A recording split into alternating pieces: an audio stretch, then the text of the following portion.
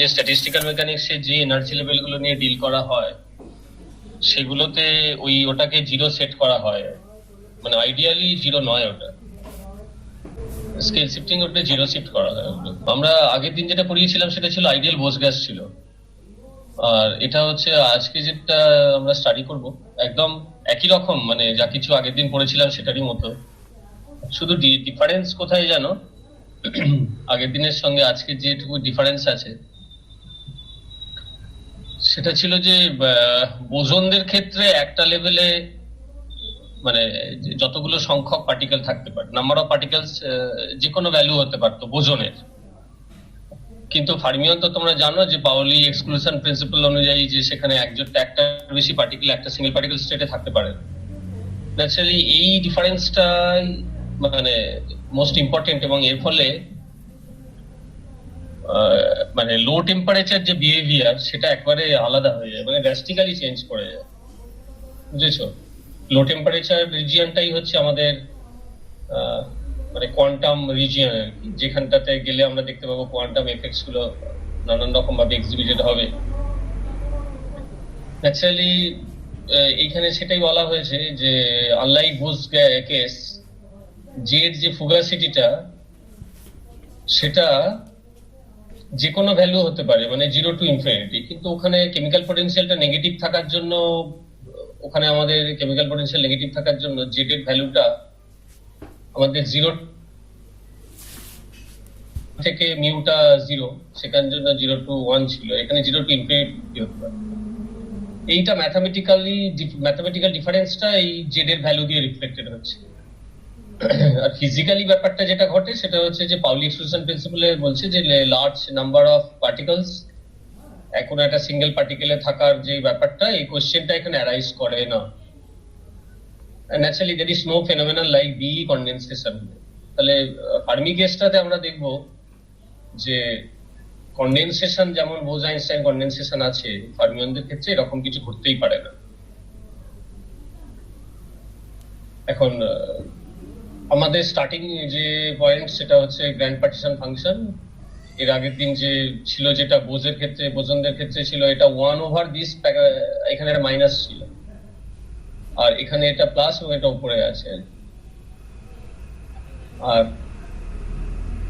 Equation of state যেটা, সেটা আগেরটারই মতো PV/KBT = log z sum over this, এটা ইকুয়েশন অফ স্টেট। তোমরা মনে করে দেখো বোজনদের ক্ষেত্রেও একই রকম ভাবেই অ্যাপ্রোচটা ছিল, একদম সিমিলার অ্যাপ্রোচ, শুধু পার্টিশন ফাংশনের এক্সপ্রেশনটা ডিফারেন্ট ছিল, মানে স্লাইটলি ডিফারেন্ট। আর টোটাল নাম্বার অফ পার্টিকেলসটা পেতে গিয়েও number of particles per single particle state যেটা তার উপরে সাম করা আছে, এই এনটা টোটাল নাম্বার অফ পার্টিকেল যেটা সিস্টেমে, সেটা এই এক্সপ্রেশন থেকে পাওয়া যায়। এখন আগের দিনে যে অ্যাপ্রোচটা ছিল সেটাই, যে নাম্বার অফ মানে লার্জ ভি এর জন্য, মানে সিস্টেম সাইজটা যদি লার্জ এনাফ হয় তখন এটা কন্টিনিউয়াম হবে এবং এনার্জি লেভেল গুলো খুব কাছাকাছি থাকার ফলে আমরা গুলোকে ইন্টিগ্রেশনে কনভার্ট করবো।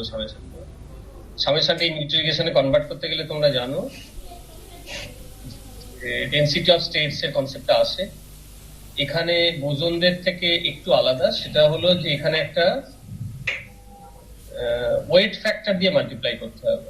ওয়েট ফ্যাক্টর মানে একটা সিঙ্গেল পার্টিকেল স্টেটে যদি ধরা যাক ইলেকট্রন আছে, তাহলে তার দুটো স্পিন আছে, মানে স্পিন ওরিয়েন্টেশন আপ ডাউন। এই আপ এন্ড ডাউনের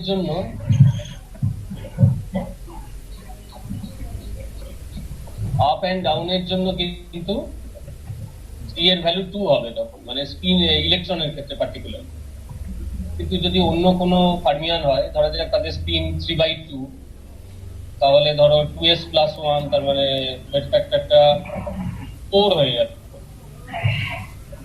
কাজে ওয়েট ফ্যাক্টরটা কোন ফার্মিয়ন পার্টিকুলার সেটা নিয়ে ডিল করছি তার উপর আমাদের নেক্সট যেটা বলা আসছে সেটা হচ্ছে এটা ইন্টিগ্রেশন হয়ে যাবে, এবং ইন্টিগ্রেশন করলে যেটা পাবো আমরা ঠিক আগের দিনই মতো একদম সিমিলার একটা অ্যাপ্রোচ, যেখানে আমরা দেখবো যে ইন্টিগ্রেশন করার পরে ফাংশনগুলো মানে আগে যেটা জি দিয়ে আমরা লিখেছিলাম বোস ফাংশন, আজকে সেখানে এটা আসবে ফার্মি ফাংশন।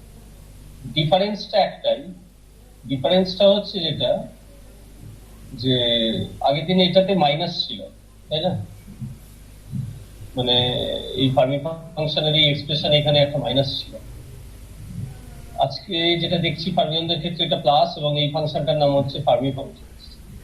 এই ফার্মি ফাংশনসকে এইভাবে লেখা হয়, এই ইন্টিগ্রেশনটা। এখন এটা মানে অ্যানালাইটিক্যালি করা যায় না, সলভ করা যায় না, এটা নিউমেরিক্যালি সলভ করতে হয়। নিউমেরিক্যালি মানে কিছুটা অ্যাপ্রক্সিমেশন আছে, অ্যাপ্রক্সিমেট করে কম্পিউটারে প্রোগ্রামিং করে করতে হয় নিউমেরিক্যাল সলিউশন। কিন্তু কতগুলো স্পেশাল কেস আছে যে কেসে এগুলোর ভ্যালু বের করা যায়। আমরা সেই এক্সট্রিম কেসগুলো নিয়ে ভাববো। একবারে ধরা যাক যখন টেম্পারেচার 0, T+0, তখন এই ফাংশনটা কিরকম হবে। টি এর ভ্যালু যদি ইনফাইনাইট ভ্যালু হয়, ইনফিনিটি হয়, তখন কি হবে, এরকম এক্সট্রিম কেসগুলো। বা ধরা যাক এখানে যে জেডটা আছে, জেডটার ভ্যালু একটু লো ভ্যালু, একের থেকে অনেকটা ছোট, এরকম কিছু স্পেশাল কেসে তখন দেখা যায় যে এটাকে এইভাবে এক্সপ্যান্ড করা যায়, একের থেকে ছোট হলে এই যে জেড স্মল হলে তখন এই সিরিজ এক্সপেনশনটা পসিবল, আদারওয়াইজ সেটাকে সিরিজ এক্সপেনশন করা যায় না। এটা একটা স্পেশাল কেসেই এটা লেখা আছে, বেশিরভাগ ক্ষেত্রে এটা হয়। তাহলে আমাদের মনে রাখতে হবে যে এই দুটো ইকুয়েশন হচ্ছে আমাদের।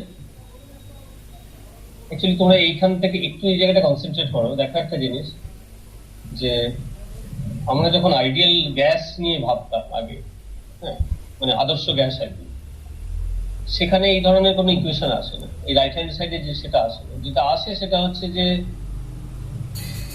অ্যাকচুয়ালি এই a5/2z আর এই 3/2z দুটোরই এক্সপ্রেশনে দেখো, এই 3/2 বা 5/2 মানে নিউটা আলাদা, ফার্স্ট টার্মে নিউটা নেই। ফলে দুটো সিরিজ এক্সপেনশনেরই দুটোরই ভ্যালু, যদি জেড এর ভ্যালু খুব লো হয় তখন দুজনেই জেড হয়ে যায়। জেড হয়ে গেলে তখন দেখো যে এই p/kBT, p/kBT + n/, তাহলে এটা আমরা আইডিয়াল গ্যাসে তখন মানে আইডিয়াল কেসটাতে চলে যাবো, আইডিয়াল ক্লাসিক্যাল গ্যাসে কনভার্ট হয়ে যাবে। এখন যে কোনো গ্যাস নিয়ে আমরা যখনই আলোচনা করি, যখনই ডিসকাস করি, তখন সেখানে মানে অ্যাটম বা মলিকিউল থাকে তাদের এই লার্জ নাম্বার অফ কালেকশন, যেটা সেই অ্যাটম গুলো যদি আইদার বোসন বা ফার্মিয়ন। এখন বোসন বা ফার্মিয়নের এই ডিস্টিংশনটা আর কি, কখন আমরা এই ভাবনাটা ভাববো যে এটা বোসন না এটা ফার্মিয়ন, যখন আমরা কোয়ান্টাম রেজিমে থাকবো, অর্থাৎ খুব লো টেম্পারেচার। তাহলে লো টেম্পারেচারে গেলেই দেখা যায় যে ক্লাসিক্যাল যে গ্যাস আছে সেটা, যত রকমের ক্লাসিক্যাল গ্যাস নিয়ে আমরা আলোচনা করি না কেন, ধরো হিলিয়াম নিয়ে ভাবছি, নাইট্রোজেন নিয়ে ভাবছি, তারপরে ধরো যা ইলেকট্রন গ্যাস ভাবছি, এদেরকে যখন লো টেম্পারেচারে নিয়ে যাব, হিলিয়ামের প্রপার্টি একরকম হয়ে যাবে, ইলেকট্রন গ্যাসের প্রপার্টি আর একরকম হয়ে যাবে। বা অন্য কোনো ধরা যাক স্পিন হাফ এরকম কোনো অ্যাটম আছে, তার প্রপার্টি একরকম হবে। হিলিয়ামের যেহেতু বোসন ওরা, কেননা দুটো আছে আর কি, দুটো ইলেকট্রন থাকার ফলে স্পিনটা 0, অ্যাকচুয়ালি হিলিয়াম বোসন। ফলে কালেকশন অফ হিলিয়াম নিয়ে তুমি যদি ডিল করো তাহলে দেখবে যে তাদের প্রপার্টি আলাদা দেখাবে, ফার্মিয়নদের আলাদা দেখাবে। এই যে দুটো আলাদা ব্রাঞ্চিং হয়ে যাচ্ছে লো টেম্পারেচারে গেলে, এই দুটোকে বুঝতে গেলে আমাদের এই ইকুয়েশন গুলো আসে। যখন দেখবো ফার্মিয়ন, তখন আমাদের রাইট হ্যান্ড সাইডে এটা লিখতে হবে, মানে ফাংশন এফ দিয়ে, আর বোসন হলে এটা জি দিয়ে লিখতে হবে। এবং এখানে যে জিটা আছে, এই যে ওয়েট ফ্যাক্টরটা, সেটা বোসনের ক্ষেত্রে আসছে না, এখানে 1/λ³ জি। দেখো এই অবধি ঠিক আছে কিনা, আমাদের এটা হচ্ছে স্টার্টিং পয়েন্ট। কেউ কিছু বললো একটু যে কিছু অসুবিধা আছে কিনা। শোনো, তোমাদের যেটা করতে হবে সেটা হচ্ছে এই চ্যাপ্টারটার উপরে পুরো যদি মানে একটা দখল আনতে হয়, তাহলে এই ফাংশন গুলোকে একটু ভালো করে বুঝতে হবে। এরাই হচ্ছে আসলে এই ফাংশন গুলোর প্রপার্টি গুলো একেবারে ম্যাথমেটিক্যাল প্রপার্টি, ফিজিক্যালি সেভাবে দেখার কিছু নেই। শুধু লো জেডে কি হয়, বা জেডের ভ্যালু একটু বেশি হলে কি হবে, এই ফাংশন গুলোর এক্সপেনশনটা কেমন হবে, হ্যাঁ, সেইগুলো যদি একবার বোঝা যায়, বাকিটা মানে করে ফেলা খুব একটা কঠিন কিছু না। আমরা আগের মতোই যে ইন্টারনাল এনার্জি যদি বের করতে চাই, তাহলে হবে ইন্টারনাল এনার্জি এক্সপ্রেশন এরকম, যে লগ জেড কে টেম্পারেচার দিয়ে ডেরিভেটিভ নেওয়া। এটা বিটা ছিল বলে আমরা এটা কনভার্ট করেছি, আগের দিনে যা বলেছিলাম সেরকমই একেবারে। এখানে আরেকটা জিনিস সেটা হচ্ছে যে আগের দিনের এক্সপ্রেশনে যেটা ছিল, এখানে বোঝের ক্ষেত্রে ছিল n মাইনাস n নট ছিল একটা, মানে গ্রাউন্ড স্টেটটাকে আলাদা করে ট্রিট করা হয়েছে, কিন্তু আজকে সেটা নেই। যার ফলে আমরা যদি এই দুটো রেশিও নিই, তাহলে এই দুটো রেশিও নিলে জি ওভার ল্যামডা কিউব যেটা আছে এটা ক্যান্সেল আউট। এখানে এই ডেরিভেটিভ নেওয়ার পরে ওই রেশিওটা নেওয়া হয়েছে, তো ওটা ক্যান্সেল আউট হয়ে জি ওভার ল্যামডা কিউবটা ওই জন্য এই টার্মে নেই, মানে f3/2টা এটা দিয়ে সাবস্টিটিউট করা হয়েছে, এটা n এসেছে, n আর f3/2 এটা এসেছে। এই আর d d T of 1 over lambda cube কিভাবে ডেরিভেটিভ নেয় সেটা আগের দিনের পড়ানো হয়েছিল। তা এবার দেখো যে এই f5/2 আর f3/2 যে এদের দুজনের রেশিও থেকে সেটা পাওয়া যায় যেটা হচ্ছে পিভি হয়। ইন্টারনাল এনার্জি রিলেশনশিপটা বোসনদের ক্ষেত্রেও এই ইকুয়েশনটা ভ্যালিড, ফার্মিয়নের ক্ষেত্রে ইকুয়েশনটা ভ্যালিড, ফলে এটা একটা জেনারেল রিলেশনশিপ। এই কোয়াইট জেনারেলি কথাটা বলতে এটাই বোঝানো হচ্ছে the system satisfy the relationship. তাহলে টোটাল সিস্টেমটার যে internal energy that is 3.5 PV, এইটা স্পেসিফিক ইট বের করতে গেলে ঠিক আগের দিনেরই মতো, মানে এটাকে তুমি যদি ডেল ইউ ডেল টি করো তখন এই দুটোকে ডেরিভেটিভ নিতে হবে, এবং একে যদি ডেরিভেটিভ নিতে চাই টেম্পারেচার দিয়ে ডেরিভেটিভ নেওয়া যাবে না, এটা লেফট হ্যান্ড সাইডে যদিও টেম্পারেচার নিয়ে ডেরিভেটিভ নিলে তবে স্পেসিফিক হিট হয়, রাইট হ্যান্ড সাইডের ক্ষেত্রে ওটা ডেল ডেল জেড করে নিতে হবে, আর একটা ডেল জেড ডেল টি দিয়ে মাল্টিপ্লাই করতে হবে, মানে ডেরিভেটিভের এটা চেঞ্জ করতে হবে আর কি। তখন এটা ডেল জেড ডেল টির এই রিলেশনটা এখানে এই প্রপার্টিটা ব্যবহার করে আমরা এটা পাবো, এটা আসে এই রিলেশনটাতে। আগের দিনও এই ধরনের একটা রিলেশন দেখানো হয়েছিল, মানে 5/2 কে তুমি ডেরিভেটিভ নিলে এটা 3/2 হয়ে যায়, হ্যাঁ, f5/2 বা f3/2 ডেরিভেটিভ হলে দেখা যায় এটা f half হয়ে যায়। এই প্রপার্টিটা কাজে লাগানো, কাজে এইগুলো কি একটু দেখে নিও, এই জায়গাগুলো আগের দিনও ঠিক এই ধরনের কিছু ব্যবহার মানে আমরা ইকুয়েশন কাজে লাগিয়েছিলাম। তাহলে স্পেসিফিক হিটের, আচ্ছা এই লেফট হ্যান্ড সাইডে সিবি ওভার এন কেবি যে আছে এটা হচ্ছে একটা ডাইমেনশনলেস কোয়ান্টিটি, এইভাবেই এটাকে প্লট করা হয়, মানে নাম্বার অফ পার্টিকেল কতগুলো সেটা আর কি। এটা যদি প্লট করা হয় যে কোনো নাম্বার অফ পার্টিকেলস এর ক্ষেত্রে ব্যাপারটা একই রকম দেখতে হবে। আমরা যদি হেলমহোল্টজ এনার্জির এক্সপ্রেশনে যাই তাহলে ওটা এক, মানে যেহেতু পিভিটা পেয়েছি আগে সেটা বসানো হয়েছে, আর কেমিক্যাল পটেনশিয়াল মিউটা পাওয়া গেছে কিভাবে না, জেড মানে ফুগাসিটি হচ্ছে e to the power mu beta, Z equals to সেটা তাকে লগ জেড নিলে সেখান থেকে মিউটা পাওয়া যায়, সেটা এই রিলেশনটা। আর এনট্রপির এক্সপ্রেশনটা এটা, কাজে এখানে নতুন কিছু নেই, এগুলো জাস্ট এই ফর্মুলাটা মনে রেখে এগুলো সাবস্টিটিউট করলেই হবে। আচ্ছা, আমরা আগে যে যে এক্সপ্রেশন গুলো দেখলাম ওগুলো একদম জেনারেল এক্সপ্রেশন, সেখানে আমরা কতগুলো স্পেশাল কেস দেখবো। তার মধ্যে একটা হচ্ছে নন ডিজেনারেট গ্যাস। নন ডিজেনারেট গ্যাস বলতে এটা ভেরি লো এন, মানে খুব নাম্বার অফ পার্টিকেলস যেটা সেটা পার ইউনিট ভলিউম যেটা নাম্বার ডেনসিটি, এটা লো কিংবা টেম্পারেচার হাই যাই হোক না কেন, তখন দেখা যাবে যে জেড এর ভ্যালুটা খুব ছোট হয়ে যাচ্ছে, কারণ হাই টেম্পারেচার মানে e to the power mu beta, high টেম্পারেচারে বিটা ছোট 1/kBT বিটা, তাহলে জেড এর ভ্যালু ছোট হয়ে যাবে। যদি টি টেম্পারেচারটা যদি বেশি হয় তাহলে জেড খুব স্মল হয়, সেক্ষেত্রে ওই জেড স্কোয়ার জেড কিউব ওগুলোকে সব বাদ দেওয়া হয়, মানে ওগুলোকে আমরা নেগলেক্ট করতে পারি। তা জেডটাকে যদি নেগলেক্ট করা যায় সেক্ষেত্রে আমরা f3/2 ইকুয়ালস টু f5/2 এইটা আমরা লিখতে পারি যে আগে যেটা বলছিলাম যে একদম ক্লাসিক্যাল ইকুয়েশনে আমরা পৌঁছেছিলাম, ক্লাসিক্যাল আইডিয়াল যে গ্যাস হয় সেই গ্যাস ইকুয়েশন। আর ইন্টারনাল এনার্জির ক্ষেত্রে যে এক্সপ্রেশনটা আগে পেয়েছি সেটাতেই ওটা বসিয়ে f5/2 আর f3/2 ওটাও ক্যান্সেল আউট হয়ে যাবে, কারণ দুটোই z, naturally U 3n k B, আর স্পেসিফিক হিটটাও 3n কেবি, যেটা ওই আইডিয়াল গ্যাসের ক্ষেত্রে যেটা হয়, মানে ডিগ্রি অফ ফ্রিডম হয় 3.5 কেবিটি হয়, কিন্তু যেহেতু থ্রি ডাইমেনশনালি মুভ করবে ইন্ডিপেন্ডেন্ট যে নন ইন্টারেক্টিং একটা গ্যাস হলে এটা হয়, এটা তোমরা জানো। তাহলে এটা দেখা যাচ্ছে যে হাই টেম্পারেচার লিমিট এটা ক্লাসিক্যাল কেসে পৌঁছে যায় আর কি, সেটাই নন ডিজেনারেট গ্যাস বলা হয়। এখন ওই এক্সপ্রেশন গুলোকেই আমরা যদি ব্যবহার করি আর কি, মানে কেমিক্যাল পটেনশিয়ালের ভ্যালু, পিভি ভ্যালু, এখানে যেমন এই ভ্যালু গুলোকে যদি ব্যবহার করি, এইটা পাওয়া গেছে এখান থেকে,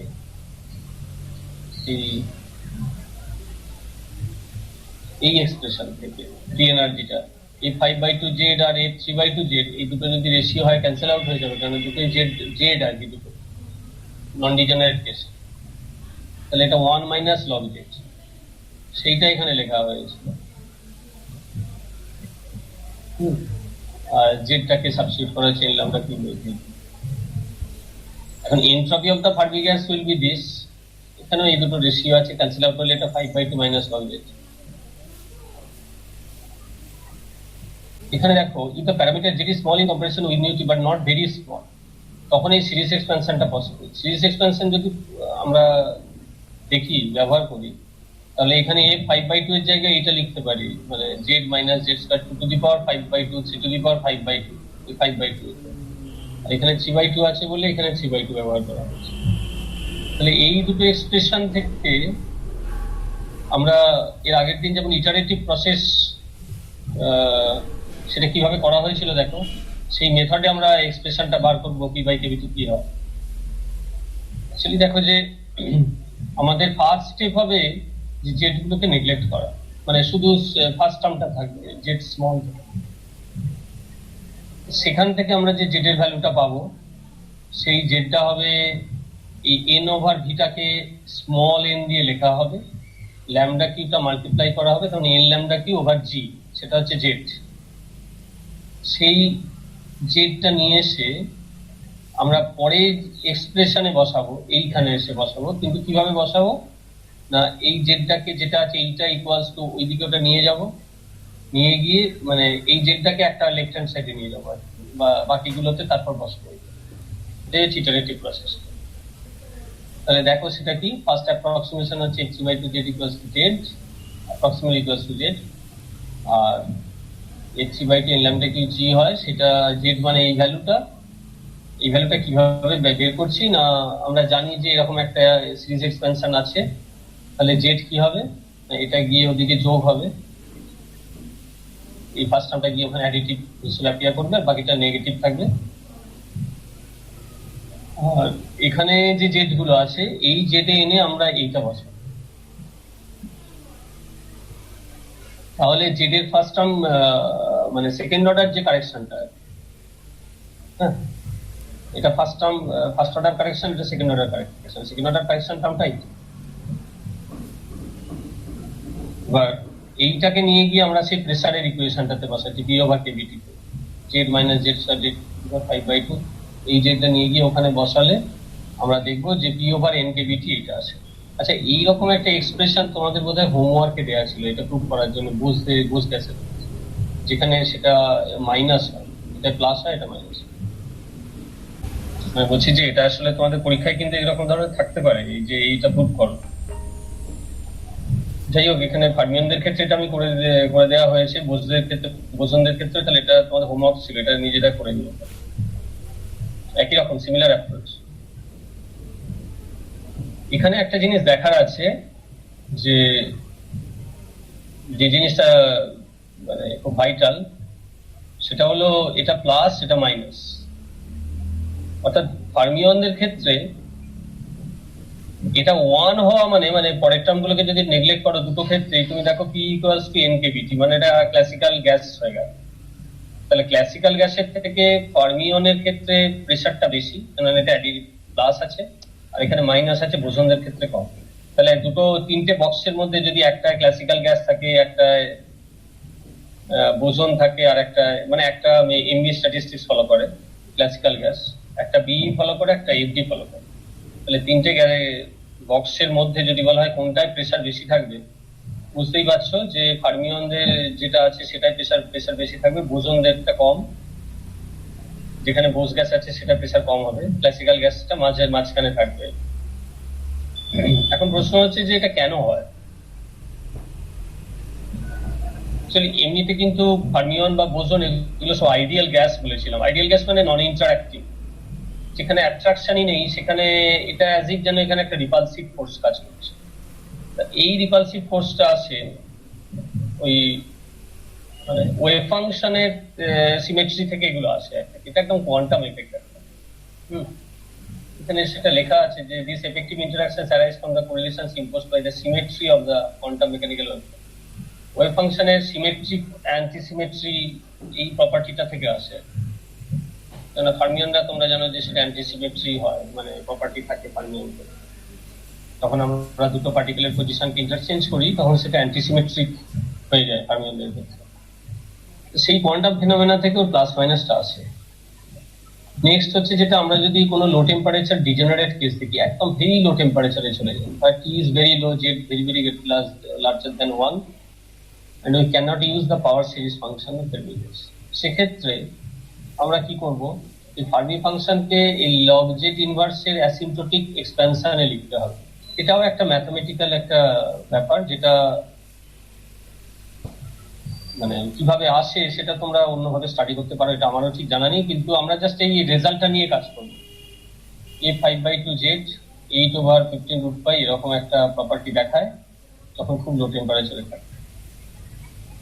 তা যদি আমরা এর ফার্স্ট টার্মটা নিই তাহলে সেটা ক্লাসিক্যাল কেস হয়ে যাবে।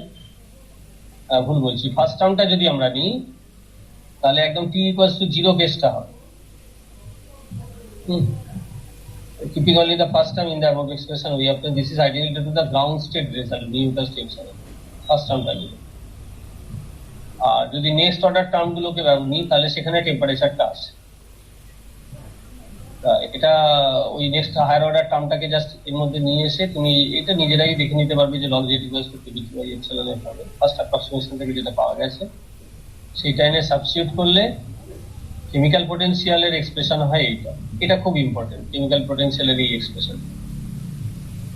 হ্যাঁ, কেমিক্যাল পোটেনশিয়াল ফার্মি গ্যাসের ক্ষেত্রে যেটা ঘটে, তোমাদের এটা মনে আছে আমরা যে বোস গ্যাস পড়েছিলাম তার ক্ষেত্রে ছিল পুরো নেগেটিভ কেমিক্যাল পোটেনশিয়াল, নেগেটিভ সাইডে ছিল। আর ফার্মিয়নদের ওটা পজিটিভ থেকে শুরু করে নিচের দিকে এসে ক্রমশ নেগেটিভ সাইডে চলে গেছে। তা এই কেমিক্যাল পোটেনশিয়ালের এই যে এক্সপ্রেশনটা, এই এক্সপ্রেশনটাতে দেখো এপসিলনের ফার্স্ট টার্মে আছে, টেম্পারেচার 0 হয়ে গেলে ফার্মি এনার্জি এবং কেমিক্যাল পোটেনশিয়াল সেম হয়, আর অন্য টেম্পারেচারের ক্ষেত্রে দুটো আলাদা হয়। এবং কিভাবে সেটা ভ্যারি করে না, একটা মানে এটা প্যারাবোলিক্যাল, মানে ওই t² কোয়াড্রেটিক ভেরিয়েশন একটা আছে। ইন্টারনাল এনার্জি কি হবে তাহলে?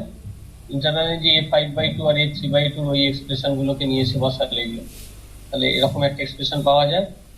ইন্টারনাল এনার্জিতে টেম্পারেচারের টার্মটা আছে। আমরা যদি এই ইন্টারনাল এনার্জিকে এবারে ডেরিভেটিভ নিই টেম্পারেচার, তাহলে 2টা থাকছে না, সেখানে শুধু t হয়ে যাচ্ছে। তার মানে cv varies as proportional to the absolute temperature t। আমরা ঠিক এই জিনিসটা দেখি ফার্মি গ্যাস মানে ওই মেটালের ক্ষেত্রে আর কি।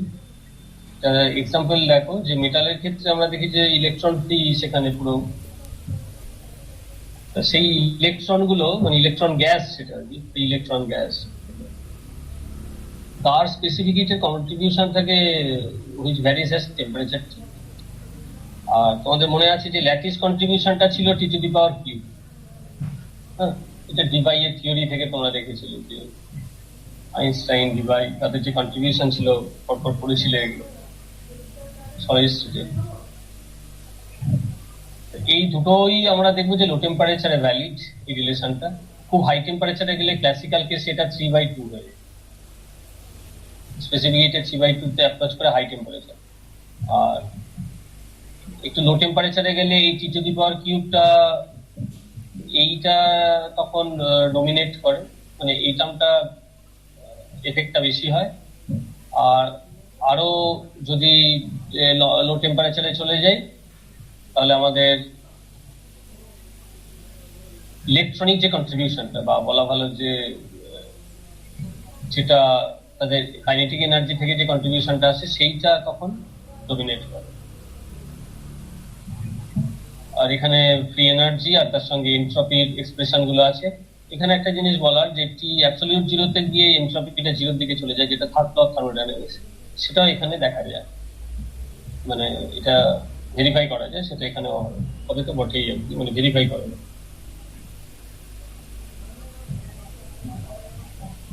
আচ্ছা, এই পর্যন্ত বলো যে কারোর কিছু কোনো সমস্যা আছে কিনা আমাদের।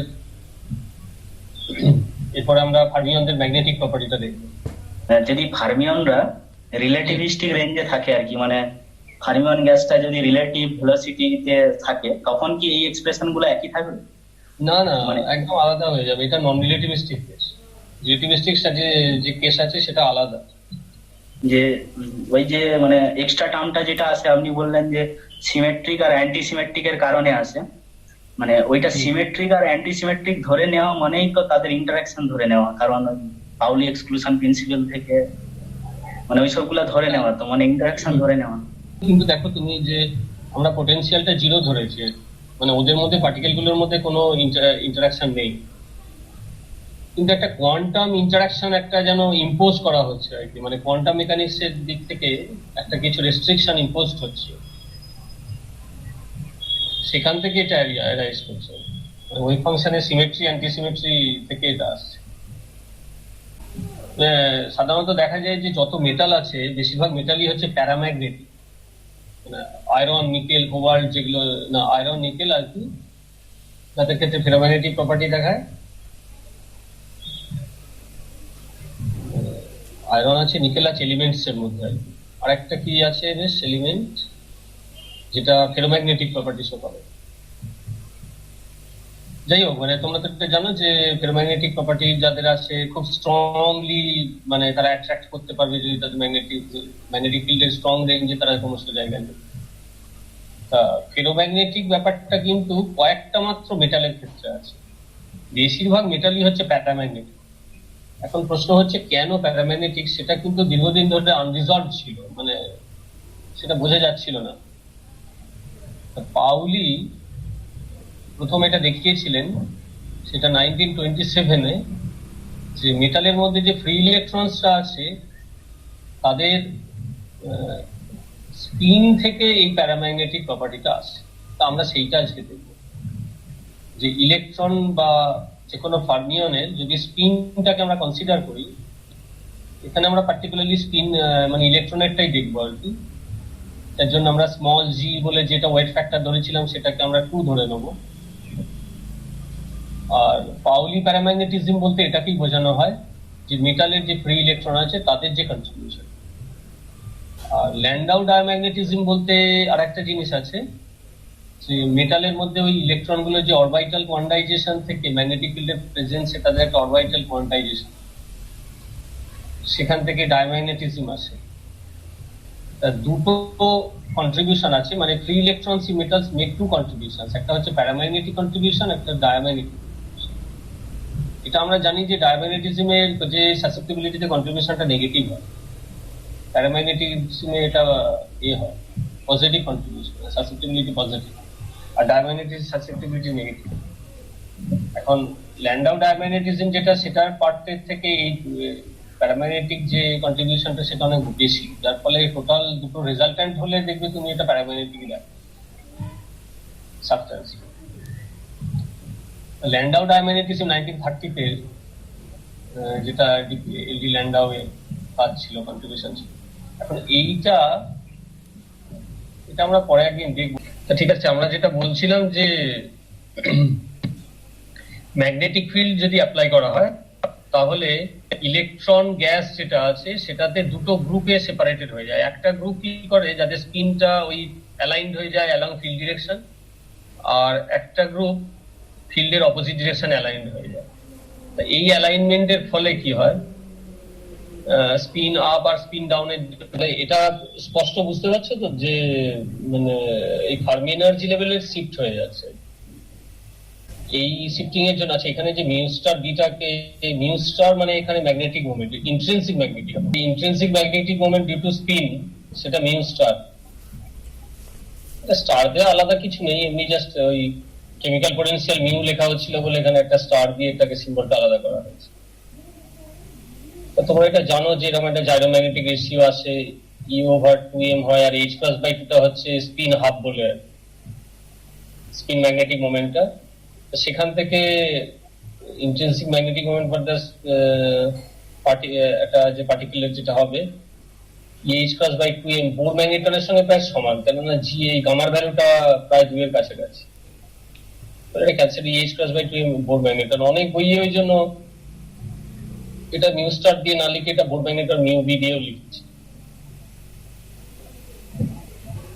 এবার দেখো যে number of particles in the two groups n plus minus, যেটা এটা তোমাদের মনে আছে যে মানে এটা দেখানো যায় আর কি, ফার্মি t=0 তে টোটাল নাম্বার অফ পার্টিকেলস এটা হয়। আচ্ছা সেইটা বরং আমি একবার আগে প্রথমে একটু বলে দিতে পারি, তারপর আসছি। এই যে এইটা দেখো, এটা ফার্মি ডিরাক ডিস্ট্রিবিউশন, এটা তোমরা বিএসসি তে পড়েছিল। আমি এটা লাস্ট পার্টে জুড়ে দিয়েছি কারণ এটা অ্যাবসলিউট জিরোতে কিছু কিছু জিনিস তোমাদের লাগবে বলে। তা ফার্মি ডিরাক স্ট্যাটিস্টিক্সে কোন একটা পার্টিকুলার এনার্জি লেভেলের যার ডিজেনারেসি জিআই, তার ক্ষেত্রে এটা এক্সপ্রেশনটা এটা হয়। আর ফার্মি ফাংশনটা হয় এরকম এপসিলন মিউ কেবিটি, এটা -1 হয় বোসনদের ক্ষেত্রে, ফার্মিয়নদের ক্ষেত্রে প্লাস হয়। তা t=0 তে t0 মানে দেখো যদি এপসিলনটা বেশি হয় আর কি মিউ এর থেকে, তা সেটা যদি হয় তাহলে এটা পজিটিভ হয়ে যায়। e⁻∞ যদি হয় মানে এপসিলনটা বেশি মিউ এর থেকে বড়, এই কেসটা বলছি, তাহলে এটা 0 হয়ে যাবে, তার কারণ এটা তখন ইনফাইনাইট ভ্যালু দিয়ে দেয়। আর এটা যখন এপসিলন মিউ এর থেকে যদি ছোট হয় তাহলে এই পার্টটা নেগেটিভ, −∞ হয়ে যায়, টি ভ্যালু যদি 0 বসায়, -∞ মানে 0, তাহলে এটা 1 হয়ে যায়। তাহলে এই জিনিসটা কি না, এই ফার্মি ফাংশনে এটা দেখা যায় যে কেমিক্যাল পোটেনশিয়ালের থেকে যদি সেটা বড় হয় এই এপসিলনটা, তাহলে ফার্মি ফাংশনটা 0। এইটার মানে হচ্ছে যে এই কেমিক্যাল পোটেনশিয়াল হচ্ছে এমন একটা ভ্যালু যে ভ্যালুর উপরে পার্টিকেল গুলো থাকতে পারছে না, আর যে ভ্যালুর নিচে পার্টিকেল গুলো সব অকুপাইড হচ্ছে। এই কেমিক্যাল পোটেনশিয়াল at t=0 সেটাকে আমরা বলছি ফার্মি এনার্জি, এপসিলন f0 বা শুধু এপসিলন f দিয়েও লেখা হয়। ফার্মি এনার্জিটার এক্সপ্রেশন আমরা পরে দেখবো যে এটা কেবলমাত্র নাম্বার ডেনসিটির উপর ডিপেন্ড করে, মানে কোন একটা সিস্টেমে যেহেতু টেম্পারেচারটা 0 তাহলে শুধু number density dependent Fermi energy. এখন এটা তোমরা জানো যে এইখানে যে ছবিটা দেওয়া আছে যে এনার্জি লেভেল গুলো আপ টু দিস মানে এপসিলন f অবধি পুরো ফিল আপ আছে, এটা EF লেখা আছে যদিও ছবিতে, এটা এপসিলন f আছে, এখানেও তাই। ভেরিয়েশনটা কেমন হয় না, t=0 তে এরকম একটা স্টেট ফাংশন, আর অন্য টেম্পারেচার গুলোতে এই ধরনের একটা কার্ভ হয়। এটা তোমরা প্লট করে দেখতেই পারো, মানে 1/e⁻x - x+1 করলে এরকম হয়। অন্য যে কোনো টেম্পারেচারের কথাটা আমি মূলত বলছি না, আমরা এখানে t=0 কেসটা বলছি। তাহলে ফার্মি এনার্জির নিচে যারা আছে সবকটা স্টেট হচ্ছে ফিল আপ আছে, আর তার উপরে সব স্টেট গুলো হচ্ছে এমটি। এটাই হচ্ছে ফার্মি ডিরাক স্ট্যাটিস্টিক্স এর সবচেয়ে মানে কি বলবো, এটাই এর ইম্পর্টেন্ট প্রপার্টি আর কি, মানে যেটা থেকে আমরা বোজন গুলোকে পুরো ডিস্টিংগুইশ করতে পারি, আলাদা করতে পারি। কারণ স্ট্যাটিস্টিক্স এর সবচেয়ে মানে এখানে কোনো রেস্ট্রিকশন নেই, এক একটা এনার্জি লেভেলে যত খুশি থাকতে পারে, কিন্তু এখানে যেহেতু প্রত্যেকটা এনার্জি লেভেলে একটা করে থাকতে পারে, এখানে দুটো দেখানো হয়েছে, এখানে স্পিন আপ স্পিন ডাউন দুটোকে ভাঙে নিয়ে আর আমরা যদি একদম স্পিন আপ স্পিন ডাউন সেটাকেও ভেঙে রাখতাম তাহলে ওই কোয়ান্টাম স্টেটে, তাহলে এগুলো একটা একটা করে total number of electrons in a metal কি হবে, আমরা দেখবো যে টোটাল নাম্বার অফ ইলেকট্রনস মেটালে হবে, দেখো যে 0 থেকে ইনফিনিটি ইন্টিগ্রেশনটা করা হয়েছে ঠিকই এর উপর, মানে নাম্বারের উপর, কিন্তু কন্ট্রিবিউশন তো থাকবে শুধু এপসিলন f0 অবধি, আর বাকিটা 0 দেবে, কারণ এখানে এর ফাংশনটা 0 আছে। তাহলে এই টার্মটা কন্ট্রিবিউট করছে না, শুধু এই টার্মটা কন্ট্রিবিউট করছে, আর এইভাবে এপসিলনের ভ্যালু 1, তখন এপসিলন f0টা তার নিচে থাকছে। এই জায়গাটা থেকে এটা বুঝতে পারবে। এটা বিএসসি তে তোমরা পড়েছো। ডেনসিটি অফ স্টেটস এর যে এক্সপ্রেশনটা ছিল অ্যাবাউট এনার্জি এপসিলন, এখানে একটা 2πv ছিল, আমরা এখানে একটা 2 ফ্যাক্টর এনেছি, তার কারণ স্পিনের জন্য, আর স্পিন ডিজেনারেসি 2 বলে। সেইটাকে যদি এর মধ্যে নিয়ে আসি, তুমি এবারে যদি এখানে দেখো এপসিলন হাফ আছে একটা, ওই এপসিলন হাফের যদি ইন্টিগ্রেট করা হয়, এখানে এপসিলন f0 3/2 হয়, তাহলে এপসিলন f0 এর এই এক্সপ্রেশনটা হয়। এটা হচ্ছে নাম্বার, যেটা বলছিলাম আর কি, মানে এই ফার্মি এনার্জি লেভেলটা নাম্বার ডেনসিটির উপর কেবলমাত্র ডিপেন্ড করে। তাকে n/v মানে নাম্বার ডেনসিটি, বাকিগুলো তো সব ইলেকট্রন হলে মাসটা দেয়া থাকবে, কাজে মাস আর নাম্বার ডেনসিটি এই দুটোর জন্য আলাদা হবে। ইলেকট্রনের জন্য ফার্মি এনার্জি একরকম হবে, আমি যদি হিলিয়াম গ্যাসের ক্ষেত্রে করি তার ক্ষেত্রে আলাদা হবে। এখানে যেমন একটা মেটালের ক্ষেত্রে n সাধারণত 10^23 অর্ডার হয় পার সেন্টিমিটার কিউব, সেটা দেয় যে Fermi energy value few electron volts, 1-2 electron volts. Internal energy এক্সপ্রেশনে ওই একই, এখানে এপসিলন n এপসিলন করে, মানে এনার্জি আর নাম্বার ডেনসিটি দুটো এই নাম্বার দিয়ে গুণ করা হয়, নাম্বার আর এনার্জি। সেই এগুলো সব তোমরা বিএসসি তে পড়েছিলে, তোমরা মনে করে দেখো যে E0 এর ভ্যালু 3n এপসিলন দিবা, মানে t=0 তে একদম গ্রাউন্ড স্টেটে ফার্মি এনার্জি ফার্মি ডিরাক ডিস্ট্রিবিউশনটা, এই ফাংশনটাকে যদি ব্যবহার করি, তাহলে গ্রাউন্ড স্টেট এনার্জিটা হয় সিস্টেমের ground state energy. Ground state pressure বলা হয়েছে এখানে সিস্টেমের, সেটার ভ্যালুটাও আসে এই n⁵, এই পাওয়ারে অ্যাপিয়ার করে। এটা খুব ইম্পর্টেন্ট একটা জিনিস, যে মানে একটা গ্যাসে একদম যদি টেম্পারেচার কমিয়েও দেওয়া হয়, তখনও দেখা যাবে গ্যাস একটা প্রেসার এক্সার্ট করছে গ্যাসটা সিস্টেমটা, মানে সেটা যদি ফার্মিয়ন গ্যাস হয়। এটা দেখা গেছে যে ওই হোয়াইট ডোয়ার্ফ বলে আর কি, হোয়াইট ডোয়ার্ফ মানে বা নিউট্রন স্টার, এগুলো তোমরা জানো বোধহয়।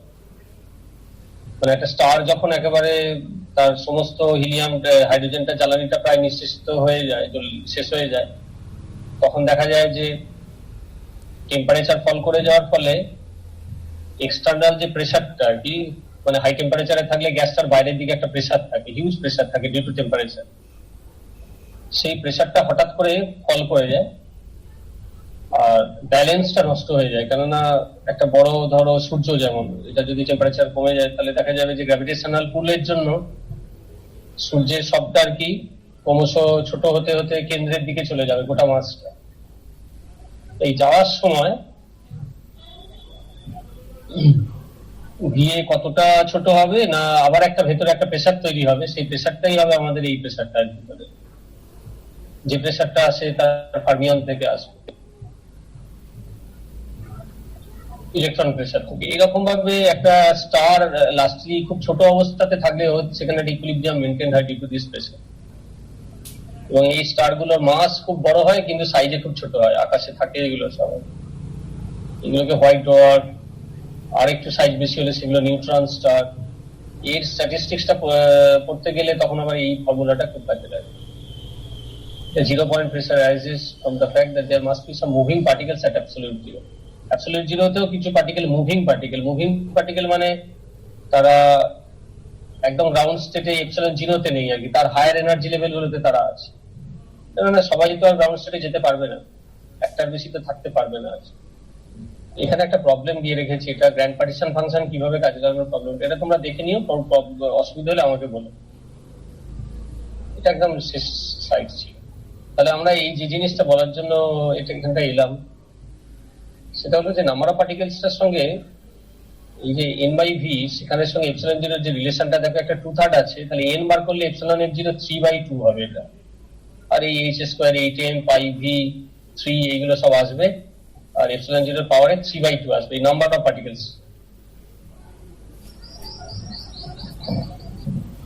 এই প্যারামেট্রিক্স যেটা বলছিলাম, যে দেখো এই ফর্মুলাটা বলছিলাম, এপসিলন f 3/2 তাহলে গ্রাউন্ড স্টেটের যেহেতু আমরা ডিসকাস করছি যে পাউলি প্যারাম্যাগনেটিজম পড়তে শুরু করেছি আমরা t = 0, গ্রাউন্ড স্টেটটা নিয়ে ডিসকাস করছি, মানে সরি অ্যাবসলিউট জিরো নিয়ে, t = 0। অ্যাবসলিউট জিরো ছাড়াও আর একটা কেস আছে যেটা পাই ফর অল টি, সেটা একটু জটিল। আমি জাস্ট এটাকে খুব বেশি কিছু বলবো না, এটা অনেকটা বড়, এটা স্কিপ করে যাব, জাস্ট আউটলাইনটা বলে দিয়ে। কিন্তু পরীক্ষার জন্য মাথায় রাখো এই কাই জিরোটা বের করাটা খুব ইম্পর্টেন্ট। তো এটা কি করে বের করছে না, তোমাদের তাহলে খেয়াল রাখতে হবে যে total number of particles at t = 0 তে কতগুলো পার্টিকেল হতে পারে, সেটা ভলিউম কত, তারপর সেই সিস্টেমটার ফার্মি এনার্জি কত, এগুলোর উপর ডিপেন্ড করে আছে। n প্লাস আর মাইনাস দুটো হয়ে যাচ্ছে, তার কারণে এখন ফার্মি এনার্জি লেভেলটা আলাদা আলাদা হয়ে গেছে। দুটো group of electrons, two groups of, সেই দুটো গ্রুপের জন্য তাহলে ম্যাগনেটিক মোমেন্ট কি হবে, দেখো যারা স্পিন আপ তাদের সংখ্যা 10+, যারা স্পিন ডাউন তাদের সংখ্যা 10-। তাহলে এই দুটোকে যদি ডিফারেন্স নিয়ে আমরা পাবো যে কতগুলো, যদি 10টা স্পিন আপ থাকে, 6টা যদি স্পিন ডাউন থাকে, তাহলে নেট 4টে উপর দিকে থাকবে মুভ করে, মানে along the direction of the field. তাদের প্রত্যেকের যে ম্যাগনেটিক মোমেন্টের কন্ট্রিবিউশন মিউ স্টার করে, তাহলে সেইটা এই দুটো ডিফারেন্স সেটাই হবে ম্যাগনেটাইজেশন বা ম্যাগনেটিক মোমেন্ট। টোটাল সিস্টেমের টোটাল ম্যাগনেটিক মোমেন্ট হবে আর মানে মোট ডাইপোল মোমেন্ট গুলো আর কি total due to spin of the electron. সেইগুলো এক্সপ্রেশনে বসানো হলো। এখান থেকে এপসিলন এফ টাকে কমন নেওয়া হলে এটা mu star B by epsilon F হবে। এখানে এপসিলন এফ টা কমন নিলে mu star B by epsilon F, আর এই 3/2 টা যদি ফার্স্ট টার্ম অ্যাপ্রক্সিমেশন আমরা করি, আচ্ছা এই এক্সপ্রেশনটার মধ্যে না জিটা আসেনি, মানে ওয়েট ফ্যাক্টরটা আসেনি। তার কারণ ওয়েট ফ্যাক্টরটা আসবে না এই কারণে দুটো স্পিন হাফ আর স্পিন মানে প্লাস হাফ মাইনাস হাফকে যেহেতু আলাদা করেই আমরা ট্রিট করছি, ওই জন্য জিটা আসে। এটা দেখো যে এটা ফার্স্ট অর্ডারে যদি টার্মটা কনসিডার করি, তাহলে এখানে 3/2 টা পাওয়ার এখানে চলে আসে, এখানে -3/2 টা এপসিলন একটা কমন নেওয়া হয়েছে, তার পাওয়ারে 3/2 আছে। এই দুটোকে সাবট্রাক্ট করলে 1 আর -1 ক্যান্সেল আউট হয়ে যায়, আর এই 3/2 আর এই 3/2 প্লাস হয়ে যায়, মানে 2 থাকছে না, তখন এটা 3 হয়ে যাচ্ছে সিম্পল। 3 মিউ স্টার এ বি বাই এপসিলন এফ, আর এখানে এপসিলন 3/2 আছে, এখানে এপসিলন এফ আছে, এপসিলন হাফ। এই হচ্ছে আমাদের লো ফিল্ডে। আচ্ছা এখানে বলা হয়নি, এখানে অ্যাপ্রক্সিমেশনটা করা হচ্ছে এট লো ফিল্ড, মানে ম্যাগনেটিক ফিল্ডের ভ্যালুটা যখন একটু কম, তখনই হায়ার অর্ডার টার্মগুলোকে নেগলেক্ট করা যাবে। এবার এই লো ফিল্ডের সাসেপ্টিবিলিটি তাহলে কত হবে? সাসেপ্টিবিলিটি তোমরা জানো, এই যে ম্যাগনেটিক মোমেন্ট এম আছে, তাকে যদি আমি বি দিয়ে ভাগ করি, তাহলে এম বাই ভি বি, সেটা হবে সাসেপ্টিবিলিটি। তাহলে বিটা বাদ দিয়ে যে রাইট হ্যান্ড সাইডে যে টার্মটা আছে সেটাই সাসেপ্টিবিলিটি। বিটাকে বাদ দিয়েও ভিটাকেও ভাগ করে দেওয়া হয়, মানে সাসেপ্টিবিলিটি এখানে পার ইউনিট ভলিউম বার করা, সেটাই হচ্ছে chi zero M by B V. সেটা এরকম আছে। এপসিলন এফ এর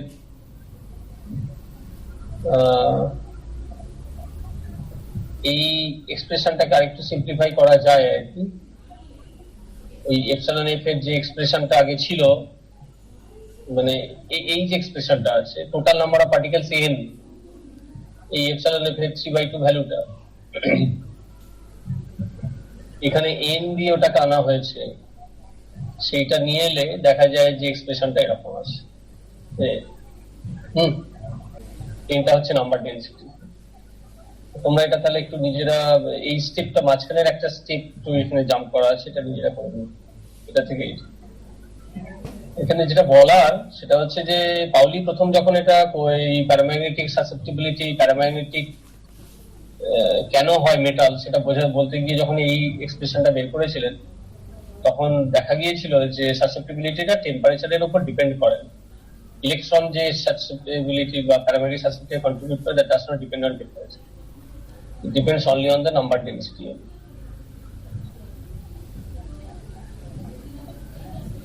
কিন্তু t = 0 ছাড়া অন্য টেম্পারেচারে যদি এই জিনিসটাকে বের করতে হয়, যদি কেউ যদি ইন্টারেস্টেড থাকো তাহলে এটা দেখো।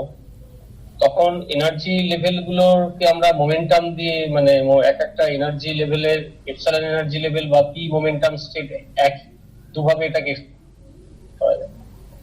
কিছু পার্টিকেল আছে যারা প্লাস, কিছু পার্টিকেল মাইনাস, মানে অ্যান্টি প্যারালাল প্যারালাল এই বিয়ের, তখন total energy of the system হবে p square by 2a minus mu star B. তোমরা জানো মিউ ডট বি হচ্ছে একটা ডাইপোল যদি একটা ম্যাগনেটিক ফিল্ডের মধ্যে থাকে তার energy minus mu dot B, সেখান থেকে এই এনার্জিটা এসেছে। এটা প্লাস হলো অ্যান্টি প্যারালাল। এরপরে এই এনার্জিটা বের করে নেওয়া হলো, এখানে এনপি প্লাস সাম এন প্লাস। এই এনপি প্লাস মানে এখানে একটা কথা বলা, সেটা হচ্ছে যে কোনো একটা পিএথ এনার্জি লেভেলে বা পিএথ মোমেন্টাম স্টেটে এতগুলো পার্টিকেল আছে। এখন একটা মোমেন্টাম স্টেটে একটা পার্টিকেলই থাকতে পারে যেহেতু এটা ফার্মিয়ন, সেই জন্য এনপি প্লাস এর ভ্যালু হচ্ছে আইদার 0 বা 1, মানে হয় সেটা থাকবে বা একটাই থাকবে। এনপি মাইনাস এর ভ্যালু তাই 0 বা 1, তাহলে যত এই 1 আর 0 গুলো যোগ করে এটা n প্লাস, এটাও 1 আর 0 যোগ করে n মাইনাস। এখন পার্টিশন ফাংশনে তো তোমরা জানো যে যদি power mu minus beta E by k T k B T, সেইটা বসালে এরকম টার্ম হয়। এগুলোকে আর একটু সিম্পলিফাই করা হয়েছে, করে এর লগ জেডটা বার করা হয়েছে এবং এখানে টু দি পাওয়ার একটা এরকম একটা এক্সপ্রেশন আছে। এই সামেশনটা নিয়ে ঝামেলা। এই সামেশনটাকে যেটা করা হয় সেটা হচ্ছে যে এই গোটা যতগুলো টার্ম আছে তার মধ্যে যে টার্মটা ম্যাক্সিমাম কন্ট্রিবিউট করে সেই ম্যাক্সিমাম টার্মটাকে শুধু রাখা হয়, বাকিগুলোকে বাদ দেওয়া। তাহলে এই গোটা এতটা যে সামেশন আছে এতগুলো টার্মের কাউকেই কনসিডার করা হচ্ছে না, শুধু ম্যাক্সিমাম যে সেকেই তাকে কনসিডার করা হচ্ছে। সেটা বোঝা যাবে কি করে না, এই পাওয়ার এক্সপোনেন্টে যা যে আছে তাকে ম্যাক্সিমাইজ করা হচ্ছে, মানে তার কোন এন ভ্যালুর জন্য ওটা ম্যাক্সিমাম হয় সেটা দেখা হচ্ছে ডেরিভেটিভ নিয়ে। যে ভ্যালুতে ম্যাক্সিমাম সেটা n প্লাস বার, ওই ভ্যালুতে ম্যাক্সিমাম, সেইটা লিখে এরকম একটা কেমিক্যাল পোটেনশিয়ালের এক্সপ্রেশন আছে। আর ম্যাগনেটাইজেশন হবে ওই আগেরটারই মতো n প্লাস n মাইনাস দুটোকে বিয়োগ করে যেটা হয় সেটা। এখানে একটা ডাইমেনশনলেস প্যারামিটার r কে ইন্ট্রোডিউস করা হয়, যেটা সবকটা যদি অ্যালাইনড হয়ে যায় তাহলে n প্লাস আর n সমান হয়ে যায়, তখন এটা হয় 1। আর যদি সবকটা মানে যদি দেখা যায় ফিল্ড না থাকে, স্ট্রং ফিল্ডে এটা 1 হয়ে যায়, কেননা স্ট্রং ফিল্ডে সবাই ম্যাগনেটিক ফিল্ডের দিকে চলে যায়। আর যদি একদম লো কোনো ফিল্ড না থাকে তখন প্যারালাল এবং অ্যান্টি প্যারালাল দুটো সমান হয়ে যায়, ফলে এটা 0 হয়। তাহলে আর এমন একটা প্যারামিটার এখানে নিয়ে সেইটাকে নিয়ে এসে ফাইনালি এরকম ধরনের কেমিক্যাল পোটেনশিয়ালটাকে এক্সপ্যান্ড করা হয় টেলর সিরিজে।